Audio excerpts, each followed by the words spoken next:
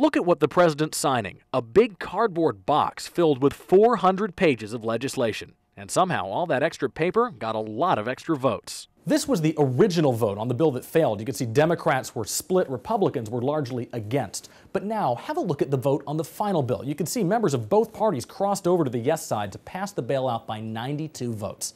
So what does the new law look like? Well, here's a list of things the House was considering. They talked about releasing the $700 billion in small chunks. The new bill does that. In fact, it requires a vote from Congress at the halfway point. They also talked about owning a stake in the banks they bail out. The new law does that too.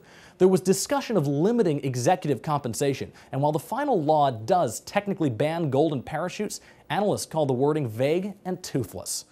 There was talk of an independent oversight board to make sure the Treasury Department doesn't abuse its authority. The new law does include that. And Democratic House members were pushing for help for homeowners by rewriting some bankruptcy laws to stave off foreclosure. In that department, they came up empty-handed. Something else changed about the new bill, the price tag, from $700 billion up to $850. Part of it comes from a temporary boost to FDIC insurance for bank accounts and a temporary drop in the alternative minimum tax. But the rest of it comes from tacked-on spending programs that watchdog groups call pure political pork. There's money for wooden arrows, biking to work, Hollywood filmmakers, auto racing, makers of Puerto Rican rum, and speaking of barnyard animals, there's even an earmark for wool. In the newsroom, Jonathan Bloom, KRON 4 News.